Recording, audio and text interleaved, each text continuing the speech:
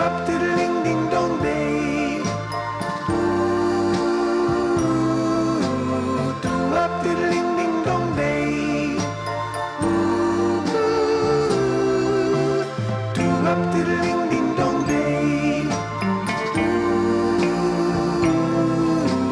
Do up diddling ding dong day. So we bought this van about 2 months ago now, and we have a very specific idea about what we want to do when we convert this into a camper van. When looking for a van to buy, we needed something that met our criteria, which initially needed to be cheap to buy and cheap to run. The conversion itself, we want to be able to go travelling and going around Europe, which means we need to be able to go off grid for extended periods of time. It also needs to house our numerous hobbies and be a comfortable home. Bear in mind, this van is only about 1.5 meters by 1.5 meters, and we've never converted a van before. So you might think we've picked the wrong van.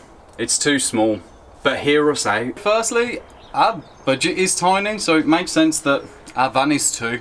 A smaller van also opens up a wider variety of places to park, making those kayaking, spearfishing and adventuring trips just more possible. So here comes the real challenge. How are we going to lay out this van for our adventures? So let me walk you through it. Firstly, we need to figure out where and how are we going to put a bed in here. And my first idea was to go across, but unfortunately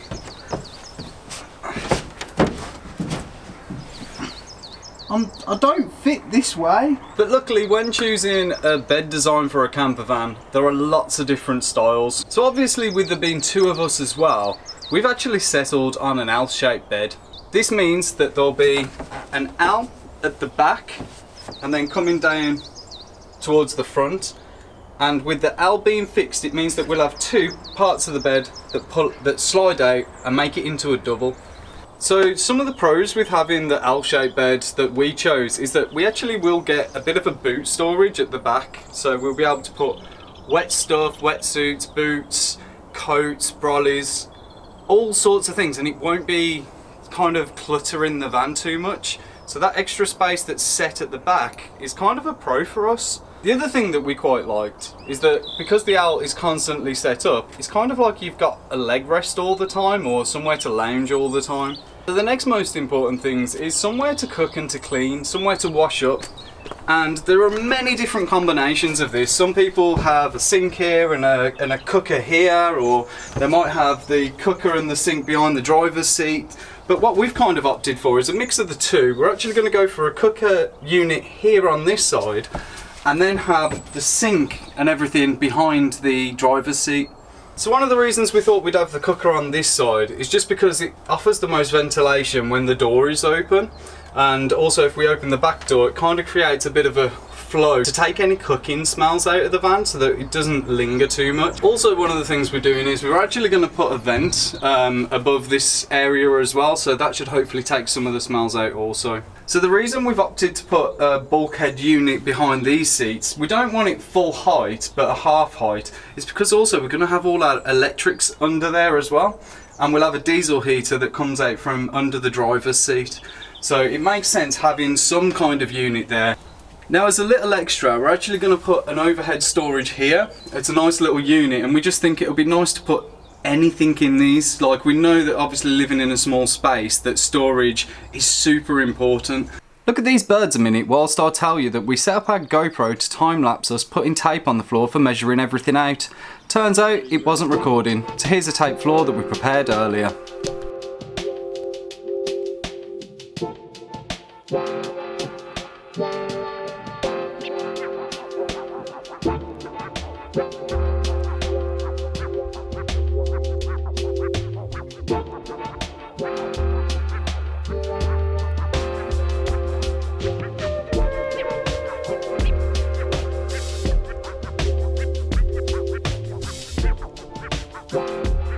So as you can see, this is the general layout that we're thinking. We think it's going to suit our purposes, but obviously let us know in this video, because you guys are with us at real time. Let us know if you have any tips or tricks if you've done conversions yourself before. The next steps that we're going to be going on to is insulating the van. So we've got to take all the ply out, We're going to go through an installation process. We've watched lots of videos on YouTube and we think we know how we're going to do it. But at the same time as doing this, because obviously you have to forethink any jobs that you're going to have to do, we're going to be looking at the electrics. We're going to be setting it up so that we can go off grid. So that includes solar and some really cool bits. Yeah, essentially we have to do the electrics at the same time as the installation because we want the circuits to be run around the installation. You don't want to be cladding and not have your electrics run. Another thing with the conversion that we're a little bit torn about is whether to put an extra window in.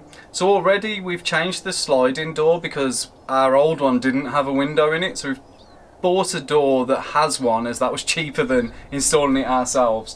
But we are thinking of potentially having a little window at the back just to have a little bit more light, and also if we get a little sliding one, it'll help with ventilation as well. But I'm thinking we're not going to put windows in every single panel is because we'll lose a lot of heat and insulation, so we're kind of voting against that.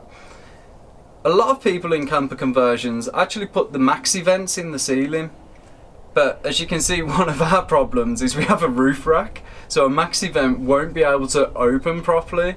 So we're just going for a little electric fan and we're hoping that this will be enough. So we mentioned at the start of this video that we want to use it for going on really cool adventures and for being able to put all of our hobbies into it. So the first one really is filmmaking. We absolutely love capturing the adventures that we go on and also the nature and wildlife that we get to see.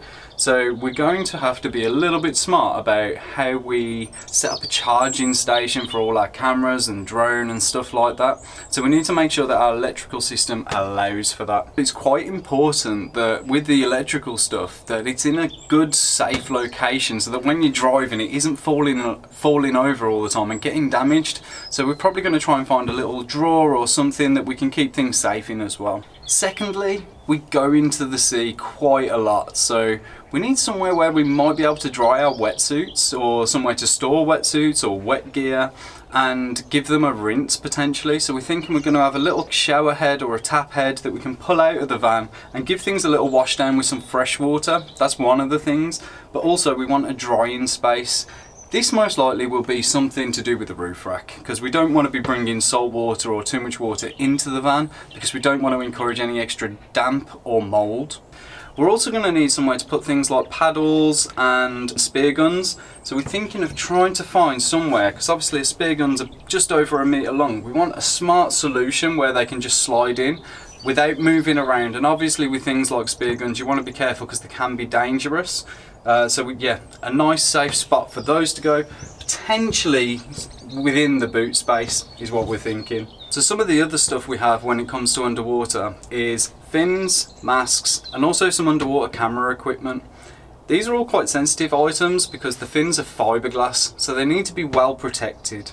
Either again, we can find somewhere in this little boot space, like a cargo net that goes across the top that we can just slide them into, or we can potentially get a roof box that can go onto the roof rack. This would keep everything external to the van and again help keep moisture in the van to a minimum.